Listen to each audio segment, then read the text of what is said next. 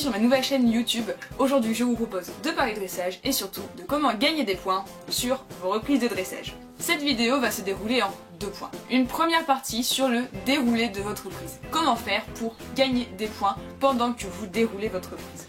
La deuxième partie concernera la préparation de votre reprise, c'est-à-dire comment faire en sorte que votre première reprise se passe bien et surtout comment faire pour avoir des points dès votre première reprise.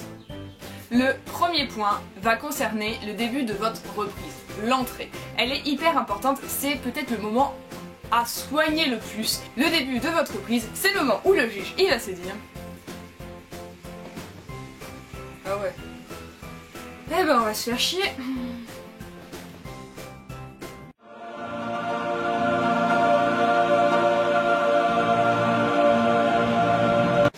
Donc soignez votre entrée, c'est ce que va voir en premier le juge, c'est ce qui va donner le ton à votre reprise et c'est ce qui va peut-être vous permettre de gratter des points et d'avoir des 7 plutôt que des 6. Deuxième point, soignez son tracé. Je sais qu'on vous le répète depuis que vous êtes petit. Vraiment, soignez votre tracé, ça donne vraiment une belle image et généralement quand le tracé est bien suivi, généralement ça fait des reprises fluides et ça fait des reprises jolies à regarder. Et quand c'est joli, généralement on a un peu plus de points. Troisième partie super importante, les idées directrices de la reprise. Les idées directrices, c'est quoi? C'est la ligne sur un protocole que vous voyez qui est ici. Ces idées, il faut les lire, il faut les étudier pendant que vous apprenez votre reprise. Pourquoi? Parce que c'est ce que va lire le juge pour vous mettre votre note. Je prends exemple.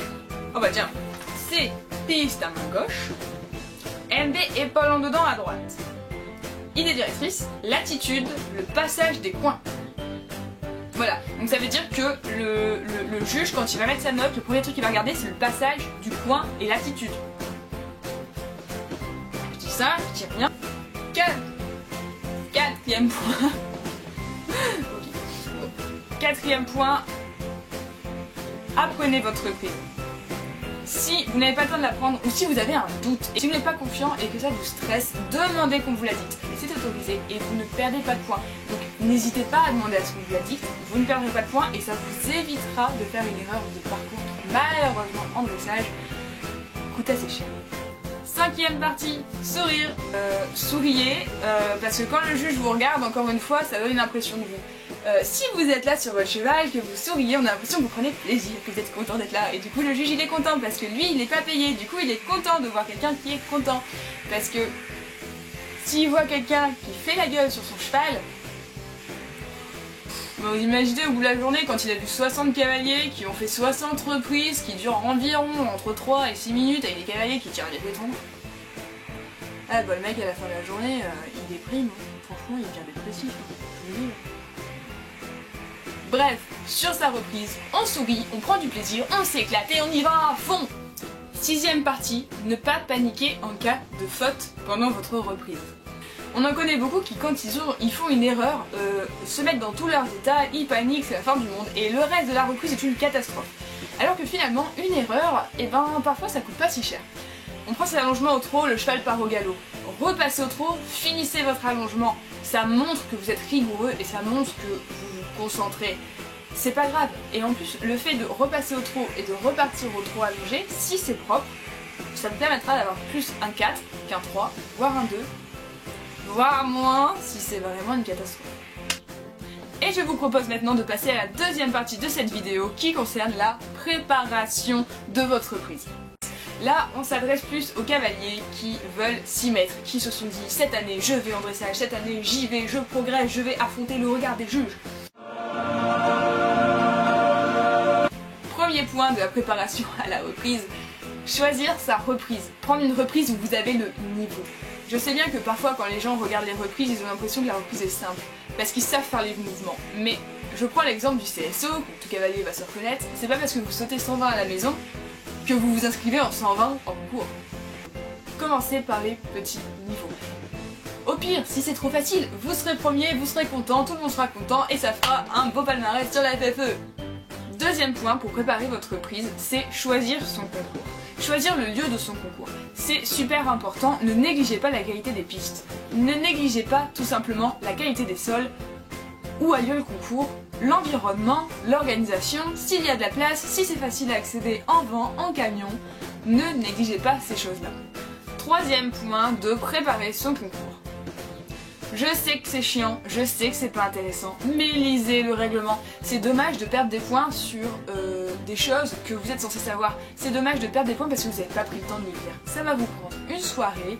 En plus, il est travaillé pour qu'il soit de plus en plus facile à comprendre. Alors, lisez le règlement, ça vous évitera des fautes, ça vous évitera d'être éliminé. Et ça fait jamais plaisir d'être éliminé lors d'un premier concours. Quatrième point de cette partie pour préparer votre prise. Familiariser votre cheval avec son environnement. Un rectangle de dressage, c'est regardant, c'est blanc, c'est flash, c'est pas naturel pour les chevaux. Un cheval qui n'en a jamais vu de sa vie risque de ne pas vouloir aller se mettre sur la piste. Et c'est dommage de faire toute sa reprise à 1 mètre, voire 2 mètres de la piste parce que votre cheval ne veut pas aller sur la piste à cause du rectangle. Alors, si vous le pouvez, louez un rectangle de dressage avant, allez vous entraîner. Si jamais vous ne pouvez pas louer de rectangle de dressage avant d'aller sur votre concours, n'hésitez pas à demander au juge si pendant la pause ou quand vous saluez, vous pouvez faire un petit tour à l'intérieur du rectangle pour juste montrer à votre cheval le rectangle. Au premier concours avec Another, j'ai demandé, les juges m'ont autorisé juste à faire un tour au pas et ça a suffi. Another a regardé, je l'ai laissé regarder et ma reprise s'est très bien déroulée. Avant-dernier point pour préparer votre reprise, ne bâclez pas votre détente.